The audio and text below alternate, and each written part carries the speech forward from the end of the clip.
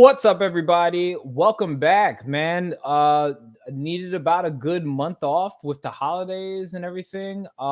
This is dope. Welcome to season 3 of the Kid Casper podcast. Sorry about the countdown glitching.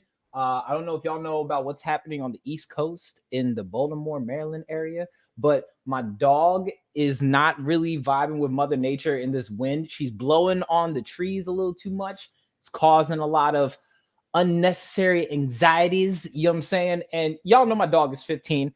I'm not going to put the camera on him because I just yelled at him and I just grounded him. And I'm not going to try to, I don't know how to describe it. I'm not going to try and yell at him with, hold on. Apparently you guys cannot see me for some odd reason. Let's see this real quick.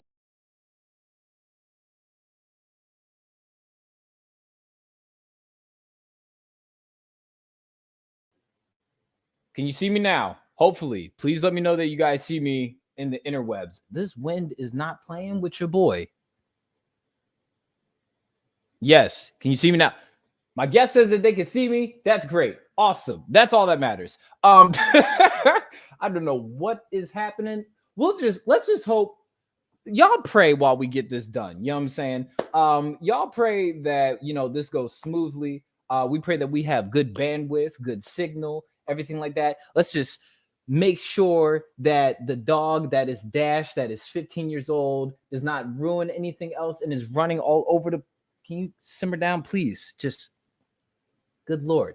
Anyway, before we get into it, before I bring on my guests, and before we kick off season 3 of the Kid Casper podcast, y'all know what we got to do, man. Let's go ahead and drop this good old intro real quick. They threw my ancestors in the ocean. Now we became the new wave, and we're about to drown this system. Every time I go in, every time I go in, every time I go in, I'm jamming.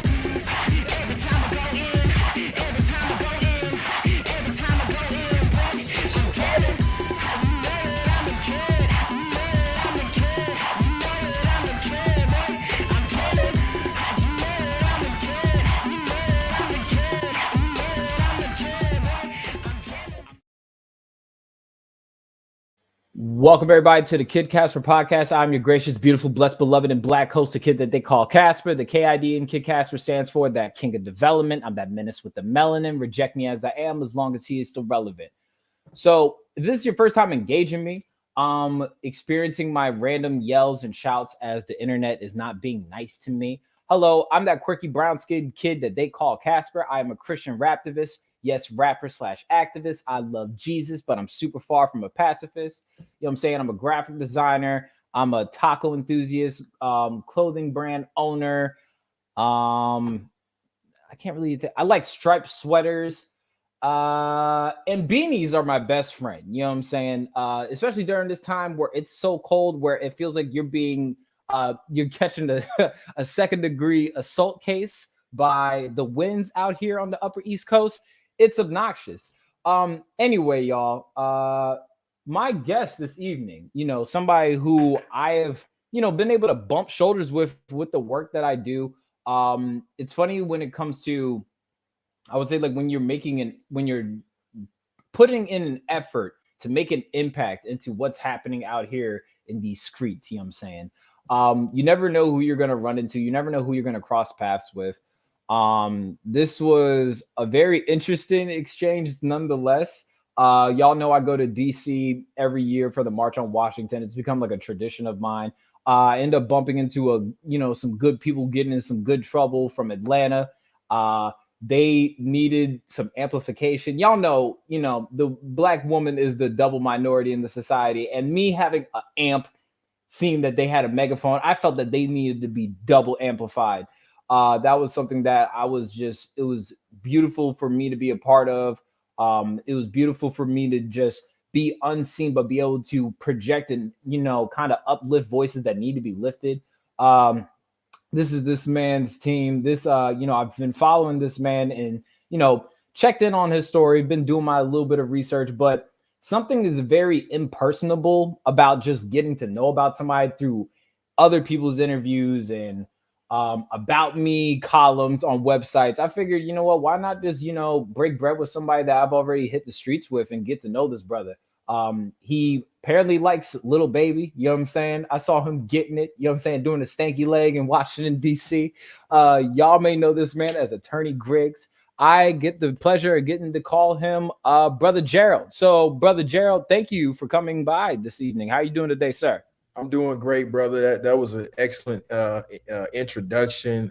Stanky leg to Little Baby. I mean, what else could you do at a protest? But enjoy the vibe and be one with the people, but also uplift the movement. So it's an honor to be with you, brother. I look forward to having this robust conversation. Thank you, thank you. It's also nice to be able to see you so casual and comfortable at the same time. I saw you with the dad hat in your. I think you were wearing jorts that day. Are we still wearing denim shorts? I think you were wearing black jorts that day.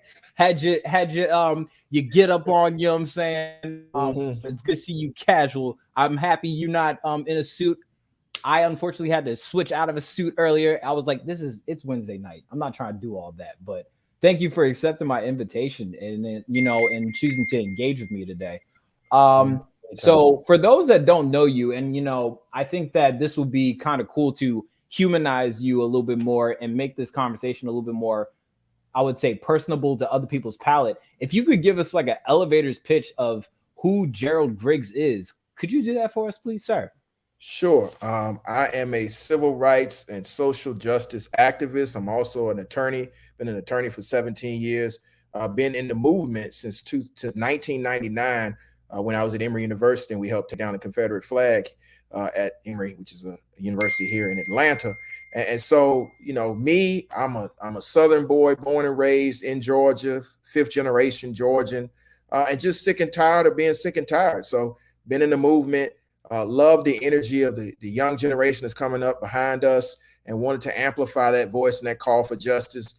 Been around Black Lives Matter for such a long time, probably since Mike Brown, and just been trying to make sure that we can get justice both in the streets, but in the courtroom, as well as in the halls of Congress. So just enjoy being a protester, but also enjoy getting some justice. So the first time you've actually hit my radar, I think you were working on, I think if I'm not mistaken, and correct me if I'm wrong, sir, it was this, like you were trying to, I guess, bring to the attention, like the school board about this, like, I guess, like anti-bullying campaign. So that was the first time I've gotten to know you. I'm what I like to call myself a FIT, a father in training. You know what I'm saying? And as I have many nieces and nephews, whether they're blood related or platonically, I like to stay tuned to what is going to impact and affect our kids, because the kids are our future. That was the first time you hit my radar. Could you tell people about not only like the Black Lives Matter, not only just the voter suppression stuff, but like even your work with like within the school district and, trying to bring to light an issue that most people that have your influence tend to not really focus on as far as trends go, but this is something that should be a trend, and it should be treated with much, I would say, just focus and seriousness. Exactly. And so 2008, 2009, I got a phone call from a young lady whose son was bullied at a local elementary school here in Atlanta. He was bullied so bad that he hung himself. And so she called me and said, we need some help to deal with this bullying issue. And ultimately, we landed on the Oprah Winfrey show with another mother from Connecticut. And that birthed the anti-bullying movement. And her name was Mosca Bermudez. Her son was Jaheim Herrera. And the other young lady, I forgot her name, but her son was Carl Joseph Hoover. And those two mothers' appearance on the Oprah Winfrey show helped push the anti-bullying movement here in America. And so ultimately, that case ended up changing Georgia law. We were invited up to Washington, D.C. For the second annual Federal Partners Against Bullying. And so it was just pivotal moment in shaping the conversation around cyberbullying, around physical bullying, and around making sure that laws could adequately respond to the bullying epidemic that was happening in America. And, because I was an attorney, and I am an attorney at that point, I helped her craft legislation here in Georgia, and we're still working on federal legislation. But you know that there's always an impasse with Congress. But that's why I chose to help. I am a father. I understand what's happening in our elementary schools, in our middle schools, in our high schools, and even in college. So it's time to step to the forefront, and we push that movement here in Georgia, and we're successful in changing the law. So one of the things that we talked about, briefly before we end up launching live, and before Mother Nature decided to, I guess, burp in the state of Maryland and mess my signal up. I told you how my family, on my father's side, is originally from down south. I've come to learn that my family I had family that actually walked alongside Martin Luther King and Bernie Sanders on Selma Bridge on Bloody Sunday. And to also meet somebody that grew up not in Alabama, but grew up in Atlanta, born and raised, to know, I would say, the turbulence in which that us as a people have to go through. Can you speak a little bit to the dichotomy of what we have to go through? I would say where we were on Bloody Sunday, for instance, where I have my own, biological ties to, where we were fighting for legislation to have the right to vote, to what we're dealing with now when we're talking about voter suppression, where you and me actually were able to meet in DC, where we were there to, remind people that this impacts our lives too. The same way that police brutality, there's brutality on our rights. And we've had people that literally have bled for it. And we're talking about this fight for liberation. Can you speak to the importance and to the dichotomy of where we were then, walking on a bridge, to now, where it seems like people are trying to minimize our plight and say that we're just making noise? Yeah, absolutely. And I think that, being born here in Georgia, in Atlanta, the birthplace of the civil rights movement, with legends like Dr. King and C.T. Vivian and John Lewis, C.T. Vivian and John Lewis being my mentors, I think it was important to be a part of that learning curve about what happened in Selma, what happened throughout Alabama, but was birthed here in Georgia. And so we are in a continuum of liberation, a continuum of justice, a continuum of pushing forward civil rights. And so the tie between what happened with the march in Selma, Bloody Sunday, and then ultimately the march from Selma to Montgomery and the passage of the Voting Rights Act, and to what's happening now, is a direct continuum. I was born in 1978, so I'm the first person in my family to be born with all of my rights. My parents were born in the 40s, so they did not have full citizenship until the passage of the Civil Rights Act and the Voting Rights Act. And so to be born in Atlanta and to meet luminaries and to learn under luminaries who were pivotal in the civil rights era, and then to see the rise of the alt-right, the rise of individuals who want to take us back to a far gone era, the election of the 45th president of the United States, we really recognize that the continuum of history is long, but we have to continue to bend it towards justice. And so what we're seeing right now is a response to African Americans and people of color exercising those rights that were so preciously won and fought for by individuals like John Lewis, who bled on the Edmund Pettus Bridge, individuals that were killed for registering people to vote, that were killed for trying to vote. And now we see individuals attempting to limit access to the franchise. So I think it's a key moment in history that we find ourselves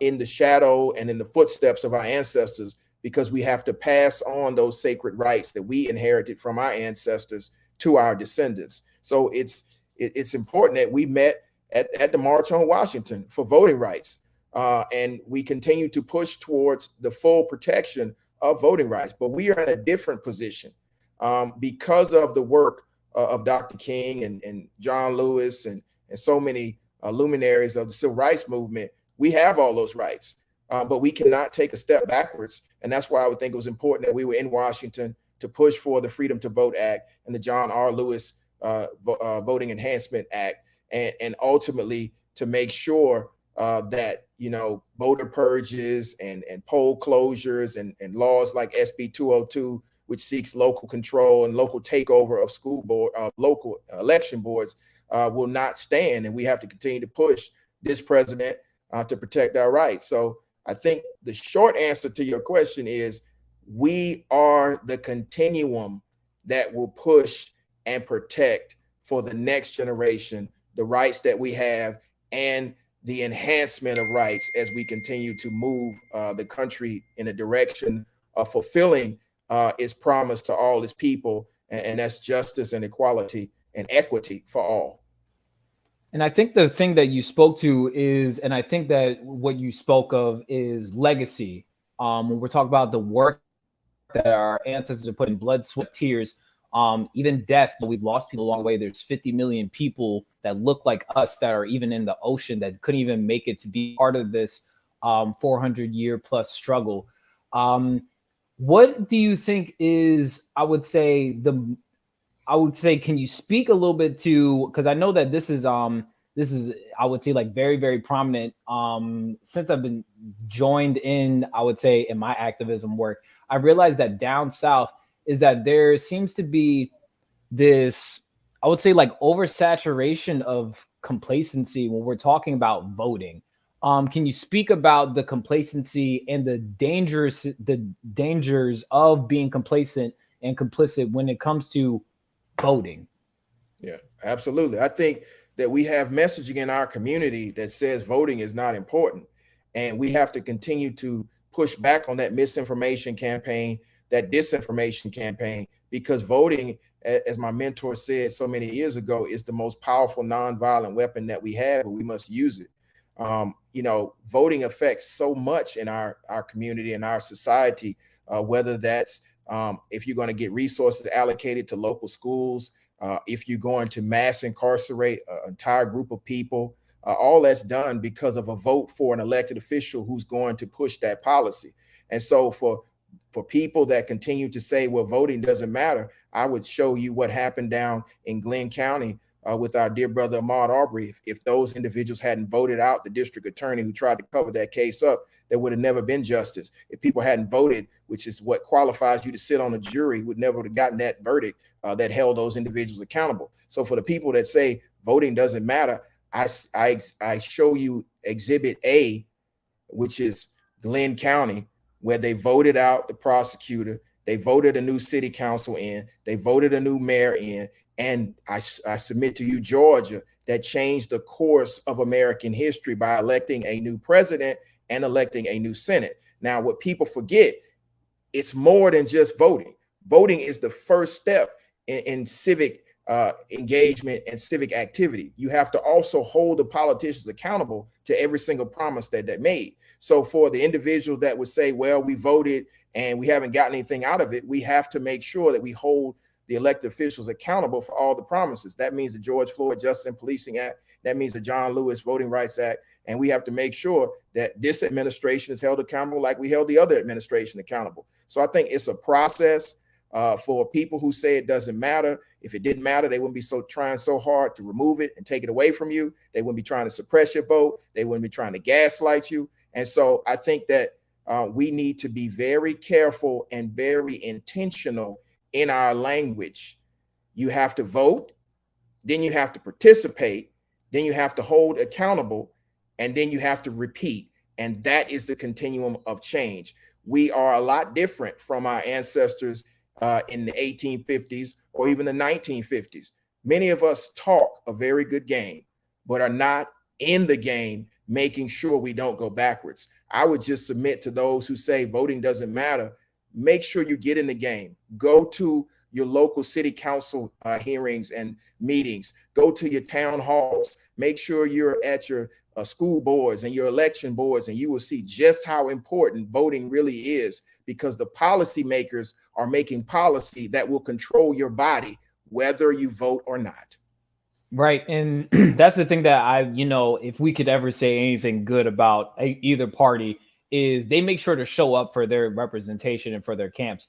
We need to be able to, especially since every law, if we're talking about we as a people, we need to make sure we are present in every one of these meetings, because anything that we think is small can, greatly impact us.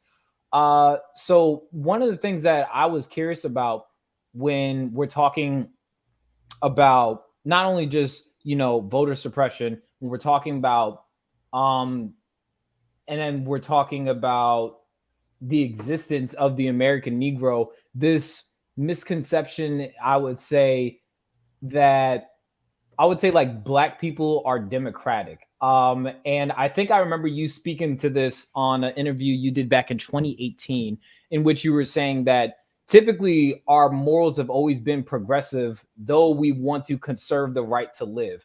Can you speak to what you meant by that sentiment and possibly expound on it a little bit further? Because I thought it was insightful, one, and I think that it would definitely be able to shed a light to some of these people that when we're explaining the plight of the American Negro, it is not that we have an alliance to any political party. We just want people to represent us when they say they represent us. Absolutely. And what I was saying is that, black people are not a monolith, and we don't vote, all the time as a block. Our allegiance to the Democratic Party only started in the civil rights era when we shifted over from being Republicans to Democrats, because the Democratic Party started to shift towards voting rights and civil rights, and they pushed through legislation that was historic in the Civil Rights Act, and of course the Voting Rights Act and the Fair Housing Act. But before that, for 100 years, African Americans were Republicans, and because the Republicans were the party of Lincoln, it wasn't until the Dixiecrats decided to break off from the Democratic Party because of these civil rights advancements and join the Republican Party. So, for the most part, African Americans tend to vote their interest, and whichever party aligns with their interest, that's the party they're going to go with. And that interest is the right to live, the right to be free, the right to have self-determination. And that's what we have to focus on. So for any one group of people to believe that, African Americans are wed to any particular party, we're not wed to any particular party. We're wed to our interest. And whichever party aligns with our interests, that's the party we would typically lean toward. I know a lot of conservative African Americans. I respect a lot of them. I myself am a progressive, and I believe in progressive values.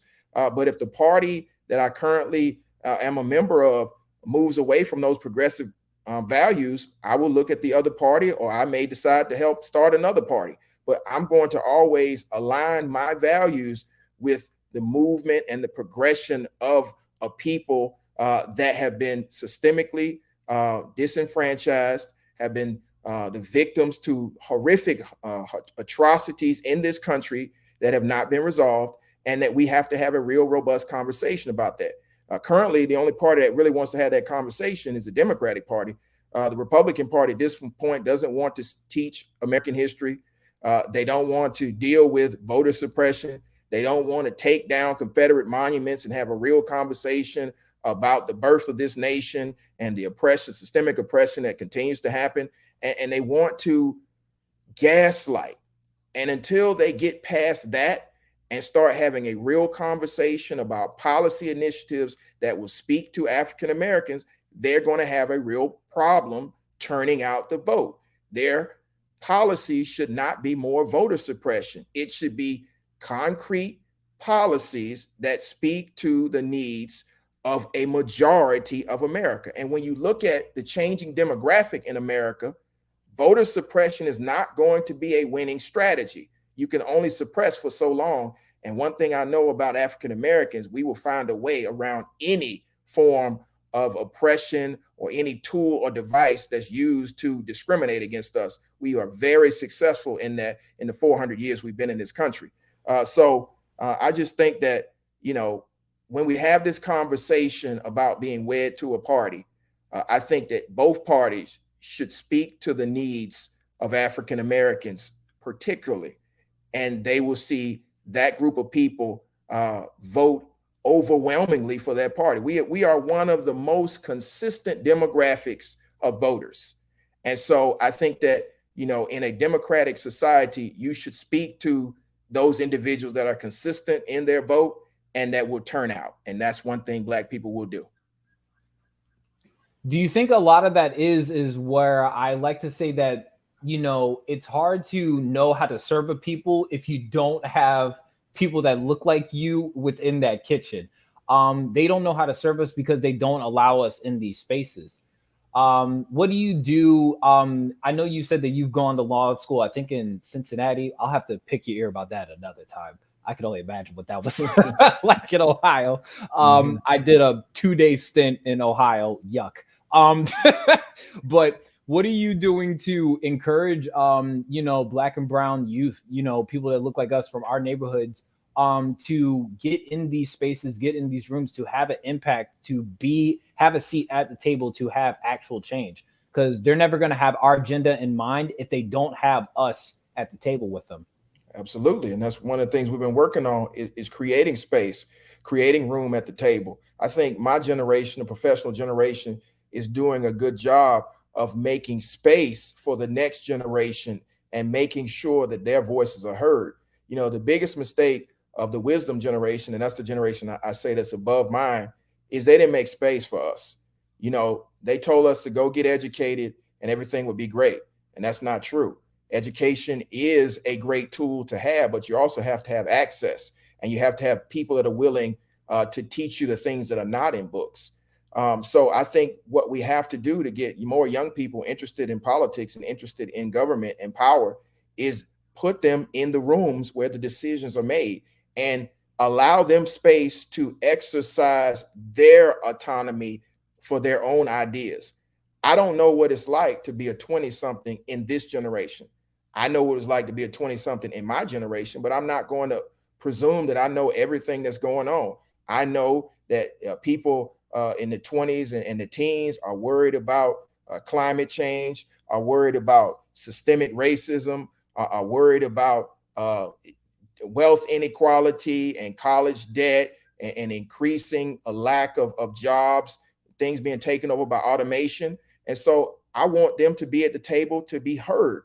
This is the generation beneath me is the most diverse generation America's ever seen, which means there needs to be brown individuals and black individuals at these tables making the decision for the next 100 years of this country. We're not going backwards.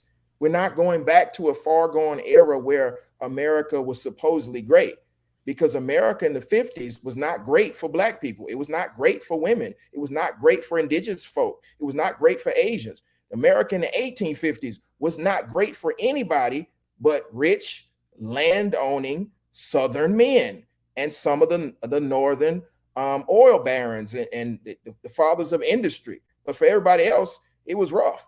And so I think that we have to have a real conversation about making space for the millennials and the generation after them to lead this conversation. So I think that's important, how you get them involved. And then the biggest thing you have to do is listen. This generation is supremely wise. You know why? Because they're the first generation to be born with a computer in their hand. They can Google anything. And so for me to presuppose that I know everything there is to know is to be foolish.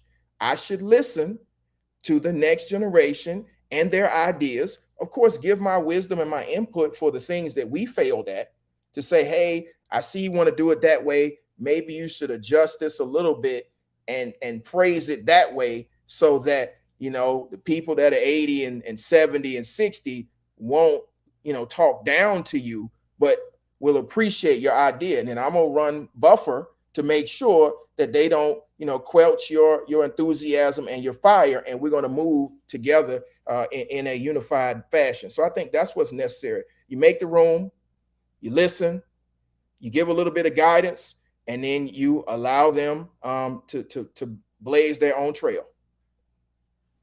And I think that too is just the fact of, we talk about how our ancestors, put in all this work so we can have the right to live. But then it's like we're not taught how to use the tools in order to survive. And I think that is something that is lost nowadays. We used to always hear about breaking greens with granny. You know what I'm saying? Being able to do that. My grandpapa was from the South. Yeah. You know, breaking greens with granny and just listening and talking about family stories. That's a lost trade nowadays. The I would say the wall of ageism needs to become a door, and we need to be able to come together. Absolutely. Absolutely. I think that's definitely a hindrance. But one of the good things that we have currently that we're not using enough of in the pandemic, we learned how to bridge some of the generational gap through technology. I mean, I can't tell you the number of times we've hopped on a family Zoom and really had conversation with the older generation and the younger generation in the same room, having the same conversation. Now, of course, it was virtual, but you know, having that real conversation, because here's the thing that most people fail to realize. Many of our ancestors that were in the civil rights movement are still alive, and they still have the same wisdom and can impart to you that those same kernels of lived experience. You know, Ruby Bridges is very much alive right now. Fred Gray is very much alive in Alabama and can tell you all about Claudette Colvin and Rosa Parks and so many. There are so many unsung soldiers of the previous movement that are very much alive, just like the individuals that were yelling at them and trying to keep them out of places of higher learning and keep things segregated. They're alive too. So we have to realize that, you know, 50 years was not that long ago, and we still have to deal with the belief that we went in the wrong direction. And so we have to make sure that we continue in the right direction, putting those things behind us that were not good for us nor the country. And so I think that's the blessing and the curse of technology. You know, yes, you're right. Ageism has been a barrier, but I think technology can help bridge that once we bring all of the wisdom generation online. And I think another thing with it, what it comes to also is we need to stop coming up with reasons why somebody is not to be engaged. We can't go with the bias and the prejudice of they just won't understand because X, Y, and Z. You'd be surprised how much I've learned just from 7-year-olds, believe it or not, 20 years older than them.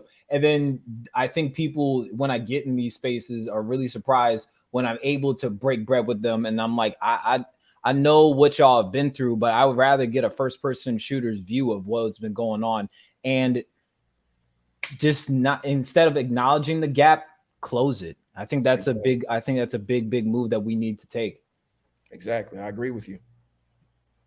One thing I've been seeing, so this is where like my ignorance as a youngin comes in. So I did my research on you and everything like that. I come to find out, I think it was in like the, before 2020 came up. I think you were the vice president of I think it's the NAACP chapter in Georgia, if I'm not mistaken, correct? Yeah, and the third vice president of the state conference. I'm currently the first vice president of the Atlanta chapter of the NAACP. Yes. Okay, and right now you are in the pursuit to become the president of the NAACP. Now, is that just for Georgia? I didn't know that they had different districts, or is this like, I guess, like the totality of this country? Talk to me a little bit about that. What you look to accomplish and get out of that. Like, what are your goals with this pursuit? Okay, yes, I'm currently running for president of the state conference of the Georgia NAACP. The president of the NAACP, president CEO, is Derek Johnson of the national NAACP. But the NAACP is broken up into regions and then conferences and then branches within the state. So currently I'm the vice president of the Atlanta branch, which covers Fulton County, Georgia, which is, a majority of the city of Atlanta and other cities. But Atlanta does sit in 2 counties. So DeKalb County is also there as well. But I was the third vice president of the state conference, which covers the entire state of Georgia.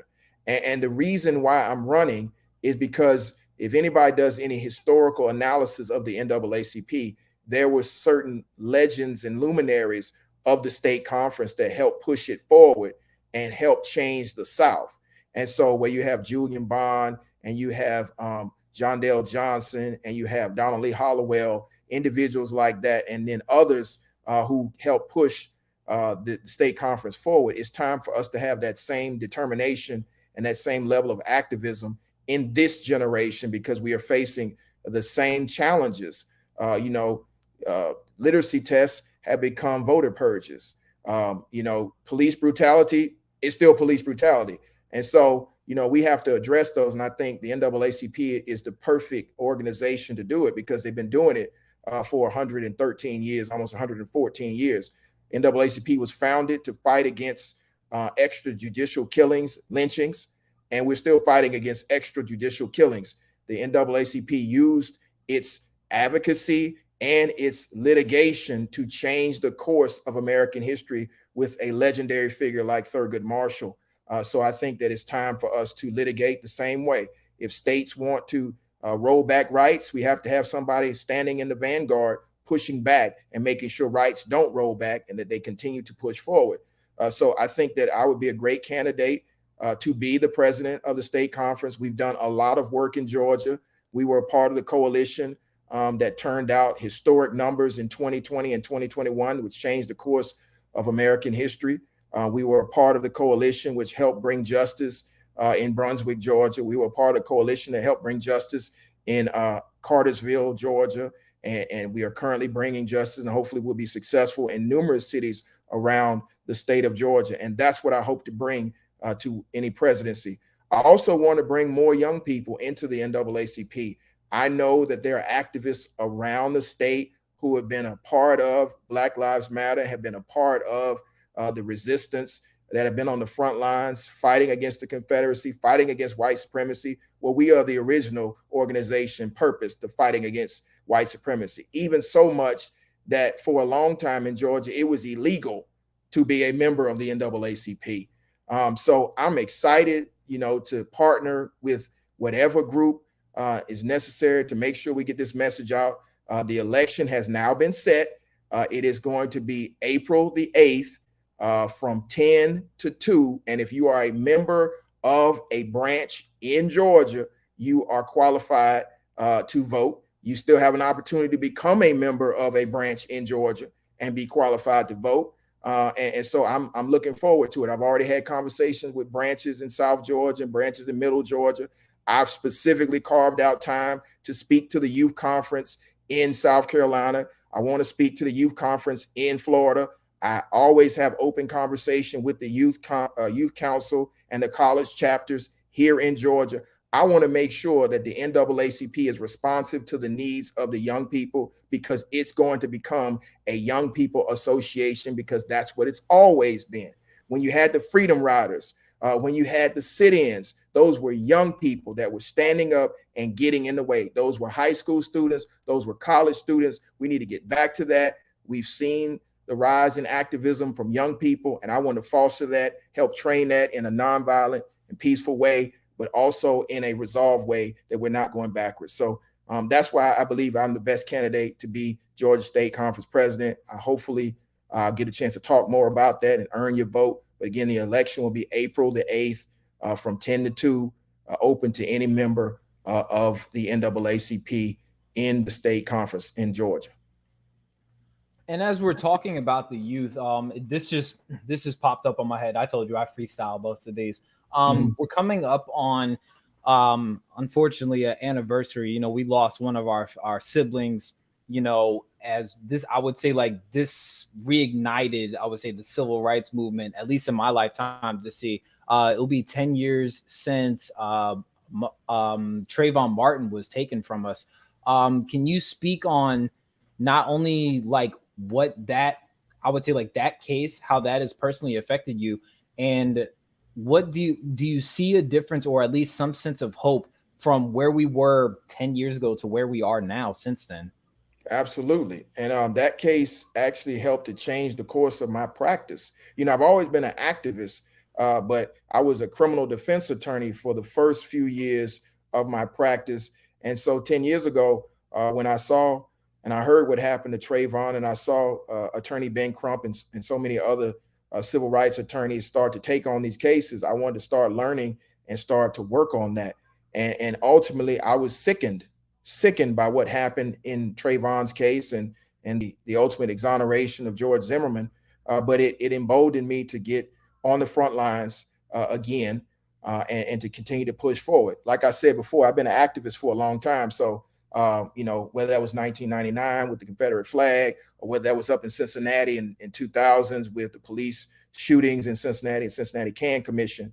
Once I actually passed the bar and started practicing law, I was a public defender focused on criminal practice. But after seeing Trayvon murdered, I decided to open my practice up to personal injury and, of course, wrongful death and civil rights litigation. And it changed the course of my practice. I think that we have come a long way in the 10 years. And I think we also have to remember, like the civil rights movement, this is a movement that's going to take time. Civil rights movement was officially from 1955 to 1968. So if we look at that perspective, we are still in the middle of our movement. And in the last 10 years, we've gone from acquittals and not being able to charge individuals who commit acts of violence against people on the basis of color or by police officers who violate the public trust to indictments. And then from indictments to convictions, and from convictions to long prison sentences. So we've come a long way from Trayvon to Walter Scott, to Mike Brown, to Pamela Turner, to so many other names, of course, Botham Jean and Ahmaud and George and Breonna and Vincent and Rayshard and so many names. We've come a long way, but we still have a long way to go. But I'm thankful that lawyers have come to the front of the room. Lawyers like Ben Crump and lawyers like Lee Merritt and lawyers like Sue Ann Robinson and so many other lawyers that are making headway. We also have lawyers that are working on righting the wrongs of so many years ago. Attorney Solomon out in Oklahoma is currently representing the descendants of the Tulsa race massacre and trying to get reparations for them. We have lawyers that are leading the charge for reparations for African Americans. And so I think that we have come a long way from, feeling hopeless because of what happened in Sanford, Florida, to feeling that we can potentially get justice, we didn't get justice, we got accountability in George Floyd, and accountability in Ahmaud Arbery, and accountability in Botham Jean, and so many other cases, Walter Scott, that, I think we are on the right path. But we have to remember that the forces that want to take us backward want to put misinformation in our community, want to make sure that they sow seeds of doubt and division. And we have to push through that with the strength of our ancestors and realize where we are historically and where we have to go. I think Jay-Z said on the 444 album, nobody wins when the family feuds. And I think now more than ever, we need to cut the division and come together and multiply at this point. Because we see, we saw down south in Georgia, when we move in drones, you know what I'm saying, we're unstoppable essentially. So, yes.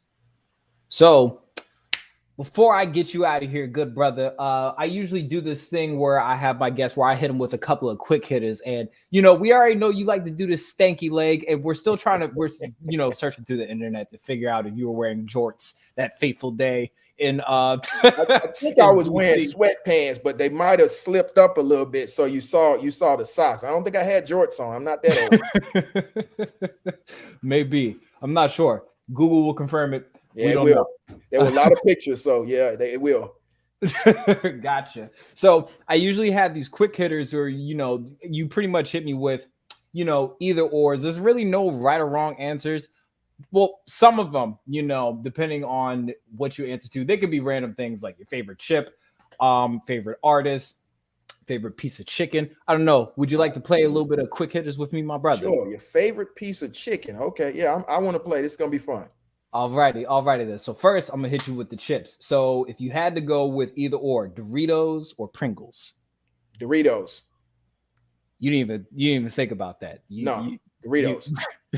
What specific Dorito, if you don't mind me asking? Either Cool Ranch or the spicy. Spicy. Alrighty then. Okay. Wing or drum when we're talking about chicken? Probably drum. Yeah, probably drum. Occasionally, you like the wing, the flats, but I like the drum because it's easy to stick it in the sauce easier than it is the flat. So yeah, definitely the drum. Gotcha. And you gotta have blue cheese, not ranch. I can't really bang with blue cheese. It's blue like cheese, man. Too much blue cheese, just enough it's right, but I don't know. I mean, to be continued. Continued. Let's go to hip hop real quick. Pharrell or Kanye? What you got for me? Man, I got to go with Pharrell. Kanye has been interesting the last few years. We're talking strictly hip hop. Strictly hip hop. Strictly on the music. Just on the music. Probably Kanye then. Probably Kanye. Yeah. Okay, now if we're talking about people, if you wanted to sit in the room and talk to somebody, who would that be? You talking about any artist or any person? Talk about between Pharrell and Kanye, my brother. Pharrell. I'm not trying to go down that rabbit hole with Kanye right now.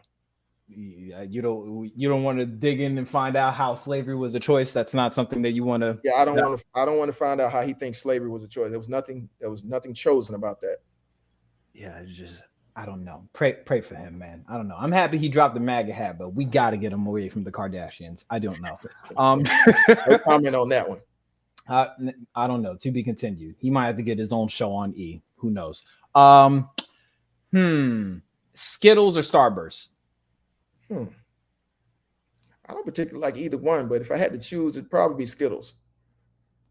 Skittles, yeah. Something about Starburst will snitch on you. They'll let you know like you ain't been flossing right, and them things will go into the cavity. That's right on that. That is a good point. Yeah, so I'm glad I chose Skittles. Yes, them things will sit right on the cap on your tooth, like you ain't brush. Yes. I see you. This is interesting. This always seems to get some people in trouble. Hopefully nobody gets. I don't know if you have any friends in the industry. All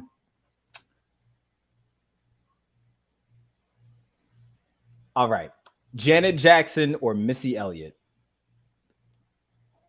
We talking talent, dancing, singing. Which one are we talking about? We could throw their whole bag in there if you had to pick bag.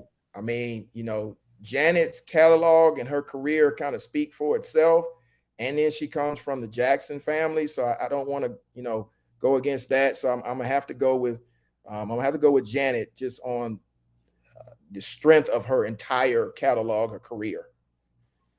All righty. Her or Solange? I'm gonna still go with Janet. Now, hopefully, you don't ask me the next question because I'm not going there with the Beehive. So, no. Oh, I said her or Solange. I'm talking her, the music artist, her or Solange. Oh, I thought you meant Janet Jackson or Solange. Oh, okay. I kind of like her. I like her vibe. I like her music. So I'm gonna go with her. But I just showed my real age when I thought you meant Janet versus Solange. Yeah. So. Oh no. Yeah, definitely her. Yes. No, I wasn't trying to get you in trouble. We leave the Beehive alone. Yeah, we don't leave the Beehive alone. Yes.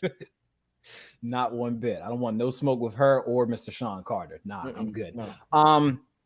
If you had to pick a concert, opener, mid, and closer, who's performing? Meaning who's opening the show, who's coming up after them, and who's closing it out? That's a good one. Okay, so opening. Any genre. Any genre? Any genre. You could pick polka music to open. You could have Limp Bizkit to come in afterwards. I don't know. This is completely up to you, my brother. Wow. Okay, so opening, I'm gonna go with Lionel Richie, just because I've been to a Lionel Richie concert at State Farm Arena where I was just shocked. I mean, he puts on a great show. So opening would be Lionel Richie.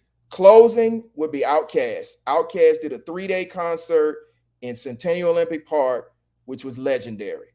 Okay, and so in the middle, I'm gonna go with Jeezy. In the middle, I'm gonna go with Jeezy. So Lionel Richie, Jeezy, Outkast. All right. That runs the whole gamut. right there. Gotcha. Yeah, that sounds interesting. So now I'm curious to hear what this is going to be. We got East Coast and West Coast. That means you can count the South. That means you can count from California to Seattle. Well, the South is not East. The South is not East Coast. The South is its own coast. Okay, fine. You're right. The South got something to say. Andre said that right. He said, all right. So if you had to give me East Coast, South, and West Coast, give me your top fives out of them regions. Top five out of the regions or top five all time? It just doesn't seem right because everybody in, you know what I'm saying, you just said that the South is its own region. Source. So give me your top five East Coast, top five South, and top five West. Okay. East Coast top five, and not in particular order, because I know there are probably some people on the stream. It's all right. If they say something out of pocket, you a lawyer. I think you could. Okay. So top five work with that. From the East Coast, Jay-Z, Nas, Biggie, Jadakiss, and DMX. Okay. And what you got for me in the South? The South, you got Outkast, you got T.I., UGK. The last two are difficult. I gotta throw Jeezy in there. And then last but certainly not least, I'm gonna go with Luda. All right. And now this one usually gets everybody upset. What you got for me on the West Coast? West Coast. See, there's certain artists that actually are East Coast and West Coast. So Pac, Snoop, can I put the whole group together with NWA? Why not? Okay, NWA, so that covers Easy, Q, and Dre. So let's see, that's three. Kendrick, I think he's earned mention there. And then I'm gonna go with Exhibit. All right. You're the second guest that's mentioned Exhibit. I'm not really too familiar with Exhibit. Unfortunately, only thing I know Exhibit from is Pimp My Ride, Gridiron Gang, and his stint on Empire. That's it. I'm gonna keep it a beanie. That's a good one. That's a good one. I'm gonna keep it a beanie with you. Yeah. This will kind of let me know a little bit more about you. If you can have 5 dinner guests at a table with you, dead or alive, who's at this table with you? And you know what? You can have your lady with you too. So we won't count her. She's a part of you. You know my wife doesn't count. So, but it's 5 people at the dinner table from any period of time.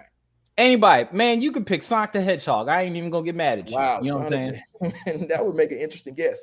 Well, definitely Dr. King. So MLK, want Malcolm X there. It's gonna make an interesting conversation between them. Jesus, and 2 more. I would like Tupac at the table. Tupac and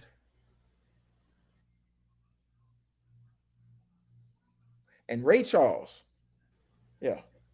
So Dr. King, Malcolm X, Jesus, Tupac, and Ray Charles. I think that would make an exceptional dinner party where you could cover a range of subjects.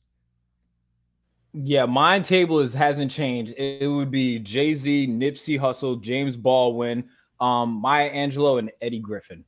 I don't know why. Why Eddie Griffin? Have you just listened to his stand-up comedy? You go away and just be like, I learned something. You know Eddie Griffin is so funny that he's going to, take over the whole dinner party and everybody's going to be laughing at Eddie Griffin. That would be like me having Eddie Murphy at the dinner party with MLK, Malcolm X, Jesus, Tupac, and Ray Charles. Can you just imagine what him and Auntie Maya Angelou would talk about though? Like, I think it would blow your mind what they would talk about. Yes, exactly. Yeah. And then you got James Baldwin probably getting that hug from Auntie he never got because he was a sad man. And then you know, we'll probably get a part 2 of what it feel like with Nipsey and Jay. I don't know. Yeah, so I would like to and- come, if I could be a fly on the wall for your dinner party, that'd be great. Yeah, I think that would be interesting. You could come. You know what I'm saying? After you get done, chop it up with chopping Jesus. it up with Jesus and Tupac. Yeah, exactly. You could come on over. I mean, because you know he's gonna ask, does heaven have a ghetto? I mean, he's gonna ask it. Oh, I think Tupac said there was a Thug's Mansion once or twice. He did say there's a Thug Mansion. So you know, I want to see that conversation live with him and Jesus. And I know Dr. King's gonna have some powerful words, and Malcolm is going to really blow our mind. And then of course Ray Charles. I mean, he lived such a full life. Some questions I have. Yeah, and I'm pretty sure the ghetto. I'm pretty sure there's a ghetto in heaven. I mean, if you read the Bible, there was a Paul and a Peter. That's all I gotta say. Well, if I get to this dinner party, I'm gonna ask a whole lot of questions. Oh yeah, absolutely. I think my one question for Jesus would be, what did you say to that tree? And why did you say that to that tree? He cussed that tree out and it burned in flames. I don't I don't understand. I have a lot of questions for the Lord. You know, it would be interesting to have that conversation with him about a lot of things. Absolutely. And my last quick hitter, and since you're my first guest on season 3, so you normally I just ask for 1, but you gotta give me 3 answers for the first episode in season 3. If you could see anybody on the Kid Casper podcast, who would it be? But your answers have to be somebody, well, some peoples that you can get on here, essentially. Okay. I mean, since you're an activist, I think that you definitely should have Tamika on here to have a conversation about, you know, where she sees the movement going, what our top priorities are. So definitely Tamika Mallory. Other individuals that you need to have on, it just seems like activists keep coming into my head. So Queen Yanaja Lone Wolf, I think would be a very, very powerful interview to understand the intersectionality of oppression that she fights against, both with indigenous people and people that are native to this land. And then, of course, the Black people that were brought over here in chains. And I know there are going to be some people in the comments that say all Black people weren't brought over here in chains. That's why I just said the indigenous people, as well as the individuals that were brought over here in chains. So definitely Queen Yanaja Lone Wolf. And then your third and final guest, I think you should have Helen Butler, who is the queen of voter mobilization and registration in Georgia. She is the reason that Georgia turned. I know that there's a lot of conjecture on these platforms, but Helen has been doing this for 30 years. She learned under the Reverend Joseph Lowry under the People's Agenda. So she has a direct lineage to the civil rights movement and the civil rights struggle for voting rights. So she is the queen of voter mobilization. I think you should have Helen Butler on. All right. And you can get all these great, beautiful Black women to you notice I picked all of Black women. I appreciate that. I Yes. appreciate that. You know what I'm saying? I'm pretty sure my comment section will appreciate that as well. So that's what's up. Yes. I mean, they are phenomenal individuals, great friends of mine, great sisters in the struggle. And one thing I have to say about this new movement, the intersectionality of this new movement that is centered and led by Black women is something that is phenomenal to see, and for me to be an ally in the struggle. I hope that we can continue to build as a community, not tear each other down, but lift each other up, because we have a lot of outside forces that want to do that. And there are a lot of allies in this struggle, more than you would ever know. So we're not struggling against people directly. We are struggling against systems that want to divide and destroy us. And I think we are stronger together. And if you wanted to kind of talk on that a little bit, because one of the main reasons why, even though I brought my speaker, had my microphone, you know, just in case I needed to, I just felt compelled in my spirit. Like, you know, I saw your team. She had that megaphone. I was like, she is popping off and nobody could hear her. Can we talk about, you know, because the Black woman is the double minority in this society, why is, especially for us as Black men, why there is unsaid code that I feel like we unfortunately need to say more, why we need to double amplify our sisters in this fight? I think that it's important because for such a long time, they have not been centered in our movement of liberation and the shaking off the chains of oppression. And I think that they profoundly bring a centering of the movement. In the old movement, people like Joanne Robinson and Amelia Boynton and Coretta Scott King and Ruby Bridges and Claudette Colvin and just so many that led this movement. Of course, Mamie Till Mobley for allowing us to be a part of the push for justice for her son. And so I think that in this moment, we have to be intentional in making sure that we uplift the sisters that are making such great sacrifices. And so I recognize that there is privilege, however slight it is, in me being a Black man. And I understand the double sense of oppression that comes with being a Black woman. She's the most unprotected woman, most unprotected person. I think that Malcolm said that, and we got to do a better job of protecting them. We got to do a job of stepping back too, but just letting them know that we are there. And so that's why I really appreciated you, giving the amplification to Queen Portia Miller. Shout out to Portia Miller. I know she's probably watching the live stream. That's my sister in the struggle. That is she is the voice of the protests. Any protest you go to, you're gonna see Portia. You're gonna see her with a bullhorn, or you're gonna see her using her voice to make that clarion call for justice.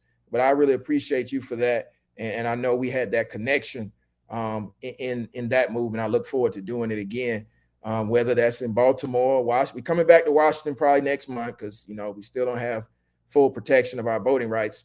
But I do appreciate you for that, and I want to send a shout out to all of my sisters in the struggle who have been holding it down since the beginning.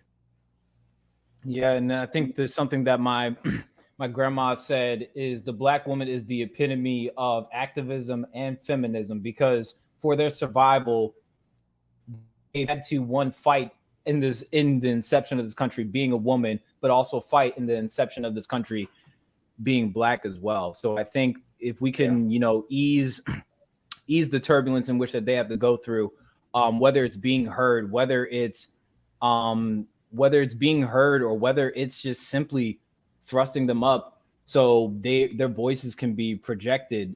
I was more than fine playing the background. It was a pleasure, and I just thank you for being there. I'm happy that God put us on that path, so we were able to just clash on that. Plus, like I said, it was interesting because I think you came up to me, you were like, "Hey, can you play Lil Baby? My team would love that. I need you to play Lil Baby for us." You know what I'm saying? Well, see, let me let you know a little secret of why I asked for that. People watched the Lil Baby video, not realizing that was our march. So, with the Rayshard Brooks incident, see, people don't really know the history of why Atlanta was marching during George Floyd.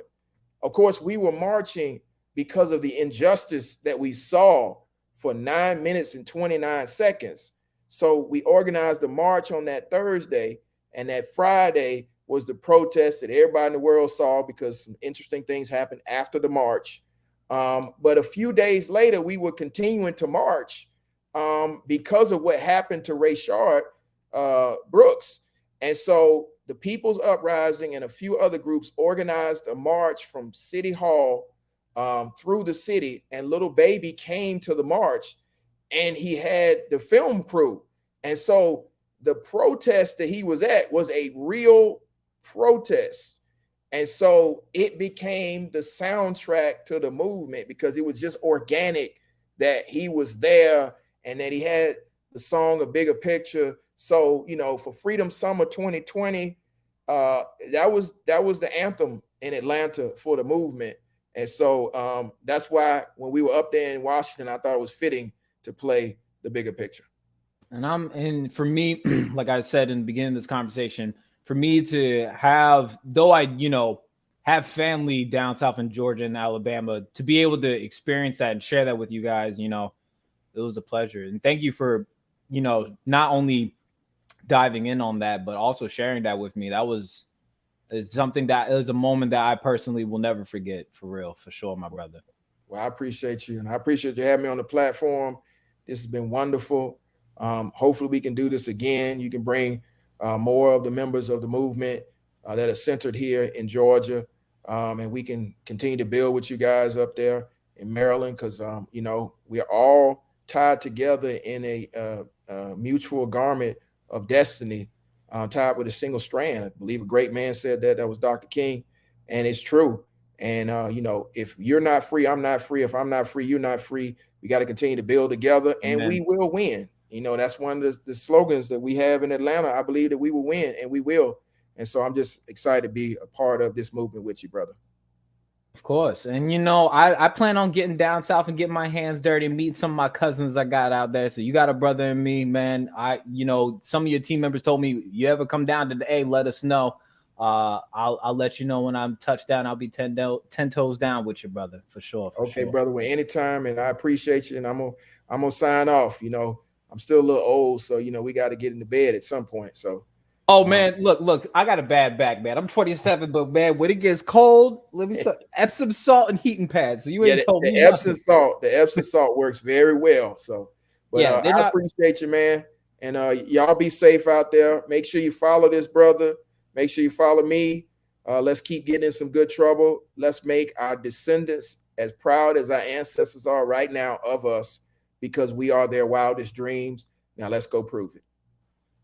Amen. Thank you, everybody, for tuning in tonight. Hopefully that was good and insightful, and you learned something from the good old brother Gerald Griggs down in the A. You know what I'm saying? Look out for what he's got to come. Look out to see what we got to come. This is just episode 1. Thank you guys for hanging in with us. The storm is on and popping. My SMM informed me that, with the software that we use, that we're able to, preserve the stems from these conversations. So even when there's issues and glitches, the clips that we're able to put out, they will be fresh. They're going to be crispy. They're going to be crystal. Not going to lie to y'all. This was difficult. This was kind of weird for me, trying to ride a bike all over again, it seems, with everything I got going on in my world, but I'm back. I'm ready to get back into it. I'm ready to get back in some good trouble, getting some Koinonia with some good folks. Always remember, you are beautiful, blessed, and beloved. Raisins still don't go on potato salad. This is 2022, but that's still demonic regardless. And always remember, Jesus wasn't white. You know what I'm saying? That's important. But seriously, y'all, thank y'all. I can't wait to see what this next chapter brings us. Everybody have a good night now. Thank you.